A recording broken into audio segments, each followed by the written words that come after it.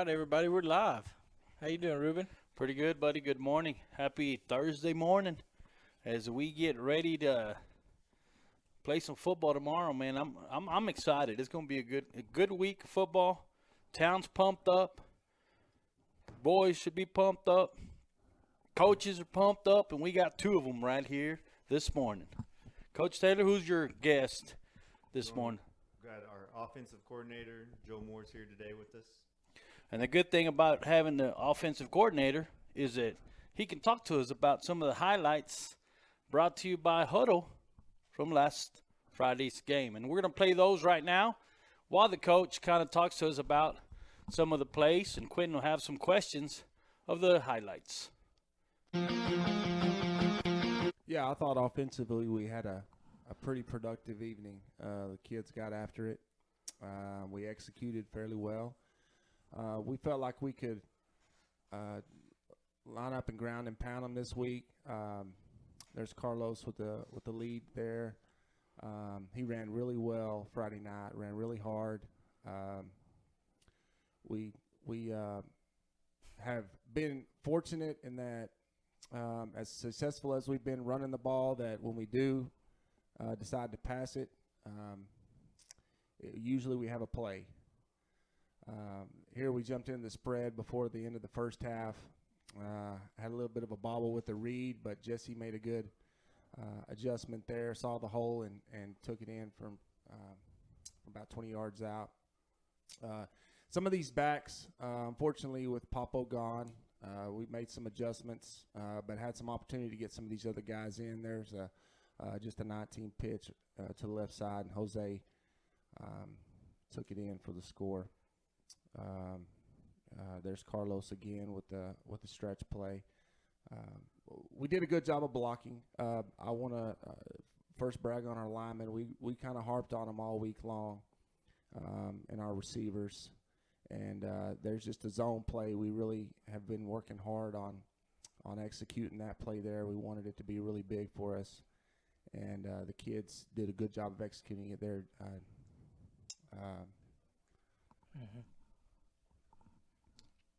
Yeah, and then the pick by Marco got us the ball back in the red zone. And then we kind of stayed in the spread there, and Carlos took it around the edge there, again on the stretch play for a touchdown. I think by the fourth quarter they had kind of had enough, and our kids just kept pounding and grounding and pounding, and there we have just a lead play out of our tandem formation, and Joe hit the hole. It's a double lead play there. So, yeah, I thought the kids did a really good job of executing. Like I say, we kind of put it on our offensive linemen this week, and they answered. I thought they did a really good job of creating some space and staying on blocks this week. Carlos had a really big game. I thought all of our backs did really well this week as far as executing what we had in place. So we're hoping to see more of that again on Friday night. That's the plan anyway. And once again, guys, we remind you that this is Huddle. They're the ones with the game recap. It don't have nothing to do with the coaches or our film crew. So, one of the things I noticed was just our receivers stepping back there as running backs. Man, that was crazy. That was awesome. I mean, Jose was one of them kids that, with his speed back there, was, all over the place, and I think that helped a lot. Yeah, our backs are kind of interchangeable in that way. I mean, we could probably line most of them up in a receiver spot and get the same productivity receiver-wise as we do in the backfield. They all have a unique set of skills that benefits us, and that we can utilize those things and kind of plan around what they do really well. And Jose, I thought putting him in the backfield, I've been trying to get him back there for a while. And so I thought this week I felt like he had picked it up. And was going to be productive with it. and he was. He did a And good job. I mean, it's got to feel good as a coach because you still have Pettis, you still have Cantu, but yet you can still pull some of your receivers in there to help you out, both ways. One of the things that stuck out with Coach Myers basketball last week was him talking about his players just learning all the positions, and I think that's one of the things that kind of stuck to me, that even in football we have that ability with some of our athletes, and I think that's a great deal for us to have, and I think, what is it, our backs and Jose, they're seniors as well, right? I mean, all three of them are seniors. So. Yes, sir. Yeah, most of them back there are seniors. So it just shows that they want to go far this season. I mean, it's their senior year, and they're doing great things. Yeah, it's benefited our offense in that we have kids that can do. We have power backs that will take the ball, get downhill, and kind of mash. And then we have those guys with speed that, we try to open a little hole for them. They find it, and that benefits us in both of our offenses. Both versions of our offenses, and so it's beneficial for us as offensive coaches in that we have that. We don't have to. We have true fullbacks and we have true halfbacks, and that's big for us. Yeah, I mean, we got so much talent. Just seeing us, that change right there was something I noticed. I'm not one that know a lot about football, like I've said before, but man, I could pick that up, that we had that ability to do that. And not just that, we have, 2-3 kids that could be great quarterbacks. They could all be starters. I mean, that's how good all 3 quarterbacks that we've been using, are capable of going as starters. So I think we got the perfect tools, and we look good. Man, we look good. It was cold up there from where we were at, but, man, we look good. We look good. It was a weird game with some of the calls that were going on there. I could not quit laughing when Lane ran for that touchdown and the other ref was running that way with the running back idiot. Oh, man, that made me mad, but it was funny because he's just running off over there blowing the whistle when Lane was all the way almost in the touchdown by then. So what was the call right there, Coach? What was the no laughter on our sideline, by the way. That was not funny. Yeah. But, we're running an option there. Lane's the quarterback. He pulls it, and Carlos, I believe, was the fullback, wasn't he? Carlos gets tackled by everybody, and so the official on their sideline blows the whistle because he's thinking the play's over while Lane's running off for a touchdown.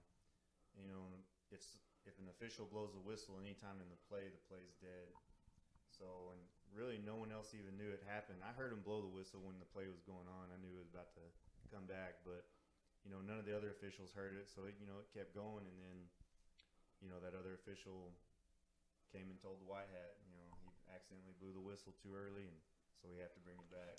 And they did it. Didn't know where to bring it back to because Yeah. nobody had moved. And they did it again also when Carlos was running the ball and he was breaking tackles. He was still moving, and they blew the whistle then also. Yes, it was a little quick on the whistle sometimes. Yes. That was a little frustrating, but we ended up scoring on that series. We ended up taking a little more time off the clock, so we were okay there. And something I was going to say when you were talking about the backs and skill guys, we've got 3 guys on the team this year that they're all 3 of them are starters. They're starting both ways, and they're seniors, and they haven't played football in 2 to 3 years. Maybe one of them may have been 4 or 5 years. And I mean, they're producing for us like crazy on both sides of the ball. That's been a huge deal. I can't even imagine if we didn't have those 3 guys, the difference that we would be as far as in the team and everything. So that's been big. And the defense, man, we've always bragged on the defense, but I think this game we got to see the secondary do more work, and I mean, just as good as the line. They took care. They had some interceptions. They knocked some good passes down. And one of the things that we talked about last week was they had taller receivers, and me and Quinton talked about, our coaches will find a way to stop this. And man, it's crazy how it didn't seem like they didn't even throw the ball that much, till the last quarter. And it's like they were doing a good job moving the ball, passing it, and I just don't understand why they never. That's something that's always the case for offensive coordinators. No offense to Coach Moore. We were giving them short throws. I mean, they could have thrown a 5-yard pass just about every play if they wanted to, because we were staying back because we wanted to stay over the top, and we were just going to rally to the ball, tackle well. So they could have done that up and down the field the whole game, but offensive coordinators get a little greedy, is what I've always said. They have that, and they may do it once or twice, but they can't do it the whole time. It's just not fancy enough, I guess. I don't know. Offensive guys are different, so they got to start doing something else. They can't do the same thing over and over. They get bored with it, I guess. But we were giving it up. Yeah, and they had all the advantage because they had some tall boys out there. I mean, they could have just – our boys were jumping as high as they could, and they could barely tap the ball, But, hey, it's football. They didn't play it right, I guess. Or and defense did a good job. They had a shutout for 3 quarters. We gave up a touchdown early from an interception, but defensively we had to shut out for 3 quarters and then gave up 2 late, 4th quarter into the game type of deal, which we don't ever want to do, just because it is a little frustrating, but it's understandable. We had some other kids in, and it happens. and we've been bragging on y'all all season long, just the attitude, how y'all changed the attitude of these boys. Big time, it shows. And one of the deals that I did see was Vega threw those interceptions, and you could tell his head was down, and them boys just came and lifted him back up. I think Castro, number 60, was one of the main boys, was there like, hey, get your head up. We're still in this game. We're still doing good. And, I mean, you could hear him up there in the stands, giving nothing but good feedback. At no point did nobody come up and say, hey, man, this is your 3rd interception. He was the only one that was down on himself, but the team was quick to, hey, shake it off and keep going because we ain't got time for that.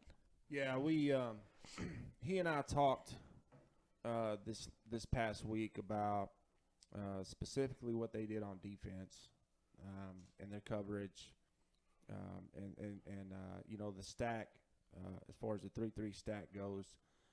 It's tough to block up front, because they can do a lot of different stuff with it. And they did some unique stuff with their coverage. And so, I told him early in the week that, reads were going to be important and probably going to make a misread at some point, if not several. And, it can't be the end of the world, And so I think those picks were a little bit of just looking at a front and a coverage that we hadn't seen a whole lot of, and that's important. That's major, especially in our offense. Having to pick all that. So we ask a lot. I ask a lot of him as a quarterback, as far as making calls up front and reading coverages and making sure everybody's in the right spot. And he's got a lot on his shoulders in this offense, and he's done a really good job throughout the year. He's gotten much better at it. It was a matter of him trying to make a play, and so we had to talk in the first half. He was upset about it, and hey, I know you're trying to make a play. Let's be smart. We made some adjustments, and he did well with that. But I can't fault him for trying to make a play. And it was bound to happen at some point. We're going to have that game. Yes, sir. And I thought that this week was that game, and I thought he grew up a lot this week in practice. He's done a much better job with it. So, it's something that when it works and it's good, and when it doesn't go well, it's that too. So well, and the thing I enjoyed watching was, like you said, he's been a great leader to me, it seems like, all season.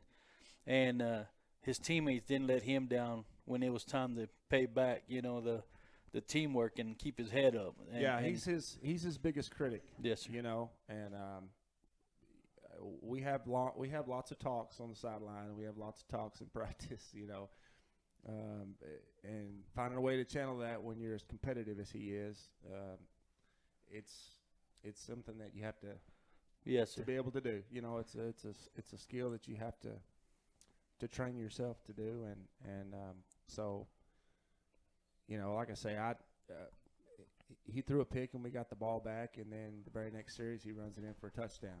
So, you know, he and I have talked about the fact that, you know, you make a bad play, you make up for it with a good play.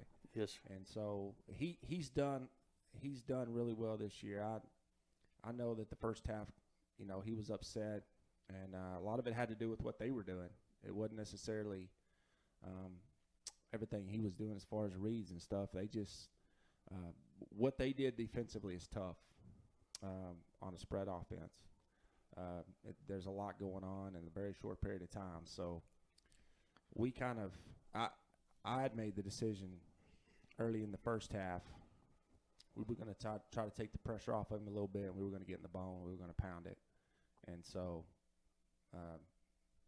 you know, they slowed one down, but they didn't stop the other.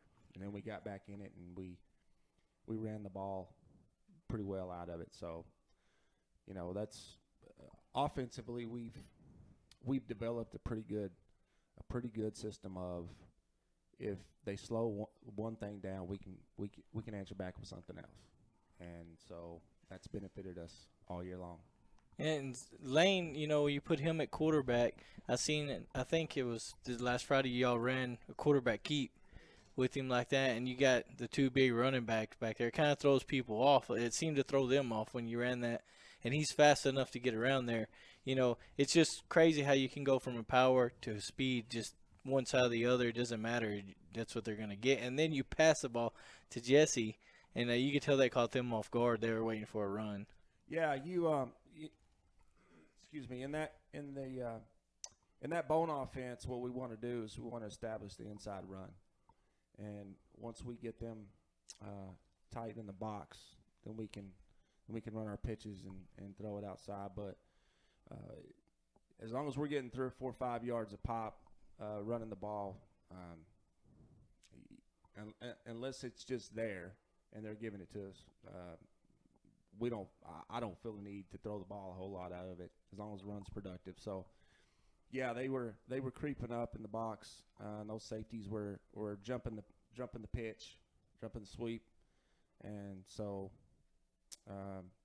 we threw a pass on them, and yeah, so it's a tough offense defensively for them to stop, because if you take one thing away, something else is there. So as we've gone through the year, Lane's done a good job of understanding what they're doing up front. The backs have done a good job of finding where the hole is, and they've made adjustments, and we've continued to be productive in it, and that's tribute to the kids. I mean, they've picked it up well, and Friday night they executed the way we practiced it. So.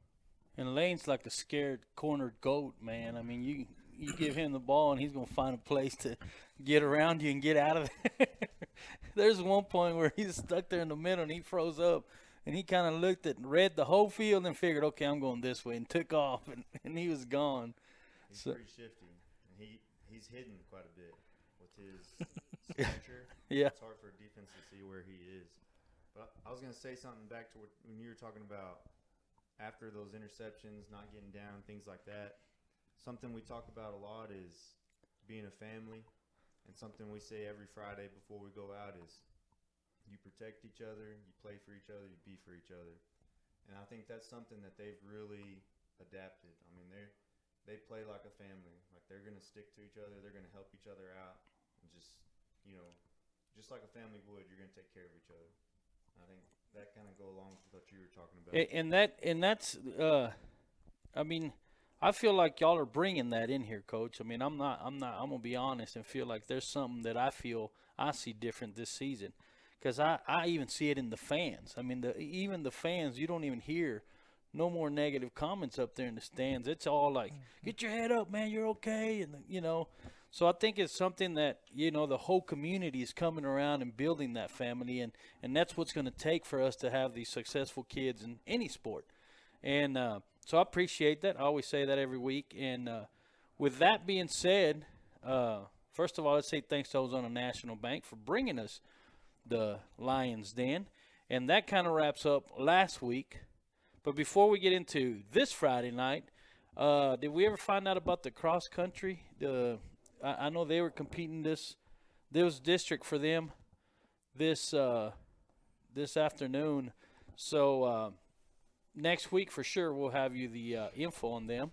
I know they were still out there doing stuff, so they were probably still tallying up all the points from Ozona always being in the top. How many? I seen runners we have? Hudson Fowler, and he was pretty far up there. It's crazy how tall that kid is and can run that good. I mean, I had him in baseball, and he's a younger kid, and he just records everything he sees. And Rigo's the only football player, right? That's doing. Rigo's the only varsity football player. We got a JV football player. Okay. And, We do have another kid that's football, and yes, sir. Nick Ramone. so man, those guys, I know they work hard. Just when we got to take our girls for basketball, that they had to train in the mornings. I know that them varsity boys and girls, they were running because, my daughter would come tell me, like, the varsity had to do this or the cross-country team had to do this. So lots congratulations to them in district. I know they did good. I know a couple parents did post on some of their kids. So, we'll talk about last week's game was, what we thought was going to be a little tougher opponent. Yeah. And then we go out there and we still take care of business. But now we're going to get ready for Mason. And that's already a game that, even my buddy here has already gotten some messages. He's already becoming a celebrity in the world of, what do you call this? Live I don't know, football broadcast. or broadcasting. So it's going to be a great game Friday night, and it's here at home. So All right, this is one of those games that, once you get it on the schedule back in the spring, it's one that's always in the back of your mind because that's going to be a big game, regardless of where either team is at that time. It's going to be a big game. Mason is a perennial powerhouse. They've been good for a really long time. They do a great job. Something that you can really see on film, and then you hear it from other coaches is, they're not going to make too many mistakes. They're not going to hurt themselves. They're not going to turn the ball over, very often, if any. And so you got to come out and really play a perfect game because you can't afford to make the mistakes because they're a very disciplined team, very sound. And so this is going to be a tough one. I mean, this is definitely probably our toughest one. And this is essentially for the district championship. There's a lot riding on this game as far as that goes, as far as the seeding and playoffs and things like that. And I know we as coaches are we're excited about it, but I know the kids are. I mean, the kids have been they've been nonstop talking about Mason for a while now. A little bit too early too. We had to really get them refocused, some last week. They're chomping at the bit to get after Mason. yes, sir. And what kind of tips do you have on like their offense? What kind of stuff are we gonna look for? Offensively, Mason, they're similar to us. They'll have spread sets and they'll have the wishbone, the heavy personnel type sets. But it's they're gonna mix it up, and you never really know exactly the rhyme and reason for when they do it. But they're gonna be in some heavy sets where all 11 guys are in the box and they're just pounding the ball, trying to pound the ball, and then they'll get in spread and kind of throw it around a little bit. They'll still run their powers and counters and stuff out of that, but they're going to try to spread it around a little bit more, and then they'll get back into those heavy sets, running the ball. And so it's pretty similar to what we do as far as the spread versus the bone package that we have. It's just they're going to be a little bit bigger. They've got a little bit bigger guys than we do right now. But that's okay. Yeah, That's made our kids Yes, sir. more excited. Well, and one of the things that as we sit here and talk about getting ready for other teams, Coach, I like to keep up a little bit with boxing, and I've noticed where a boxer will find somebody to spar with that's kind of similar to the guy that he's fixing to fight, and And sometimes I wonder, well, what if that guy, switches it up, for the next week. I think we have the boxer that could go against any switch. You can switch it up 3 or 4 times, and I think we got the boxers that could set up and fix it to where they could go against anybody. So I'm excited. I know the town's excited, and they're getting pumped up. I think they're going all purple is what they said this Friday. They're excited, and that's one of the good things. If you can get the community to back up these boys, that's just going to make these boys get pumped up more. So, Quinton, you got any questions for this Friday? I got superstitious, so I wouldn't talk about the game Friday against Mason. I wouldn't say anything about it. I just said the score, and I held it off because, you start talking about it too early. I don't know. I'm just a superstitious person, so I've been waiting until now to talk about the game, And I didn't. You said they're a little bigger and stuff, but Brady was also bigger than us, and we just beat them down slowly but surely, just wearing them out.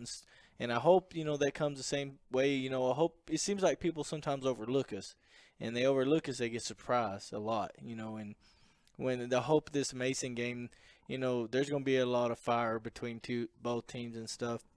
And I hope they do overlook us. I hope, they may be bigger, but I hope we slowly, because it seems like any time on the field, if we make a mistake, we always come back with something bigger. The next play is always, not that it's a big play, it's just the kids, they're going to make sure that they get it back. And that's one good thing. You can never count them out. It's like Ruben said, you're bringing in a whole different culture that's got the whole town involved, the kids involved. I haven't heard anything negative about the football team all year long. So, you can see everybody's buying into it, believing it, and they have faith in y'all that y'all are doing. And, it's like the little things. Like I watched the junior high football games, and I watched kids like Hudson Fowler, and you can see his form playing quarterback. He's got – I watched him throw a touchdown pass, and I wasn't even – when he snapped the ball and he dropped back, I was surprised how he dropped back, his form, how he held the ball and then threw it. It's the little things that lead up to big things, And that's one thing I see with all the kids is they do all the little things first, and they do them correct. And you can see it when a play unfolds before your eyes because it just all of a sudden they just break or it's a touchdown pass, and it's the little things that get them there. Right. And that's something we definitely preach always, the little things. And they've heard us talk about that a ton. And just how trying to instill in them that how important that is, just attention to detail, every little thing that we do, whether it's locker room, weight room, or out on the field, how important that is and what that means. But I'm gonna let Coach Moore talk real quick about kind of our strategy offensively against Mason. Yeah, they Mason's a pretty defensively they're pretty base defense. They run a 3-4 up front. They'll play some games with their coverage, but they're going to be a team that, in their own way, says this is what we do, and if you can beat us, beat us. They're not overly fancy with what they do. They'll do some stuff up front to kind of give us some fits, but we preached, especially yesterday, to the kids, along the lines of what Coach Taylor just said, that we have to be really, really good at eliminating mistakes, at executing, playing to the whistle. And the kids understand that they're playing a pretty good football team, and they're, in itself. And it's good. It's going to be a battle for 4 quarters. If it goes our way early, we're hoping to get on top of them and control the ball.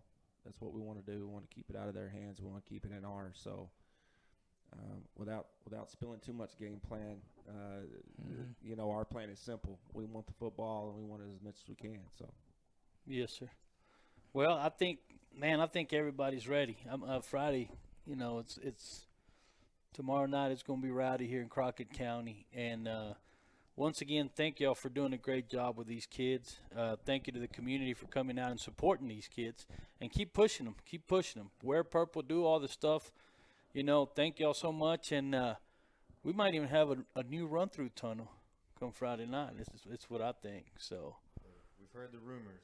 So hopefully, I also want to give a quick shout out once again to all our sponsors. First of all, for bringing us the Lions Den, especially Ozona National Bank, and bringing you the live coverage on Friday nights. But also want to remind everybody, the Civic Center, I believe, will be selling brisket burgers for their scholarship. So, pay them a visit before you come over to the game.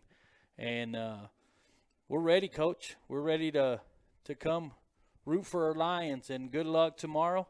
Once again, thank you for being a part of the Lions Den. Appreciate it. Thank you. Quinton, you got anything? I'm all good.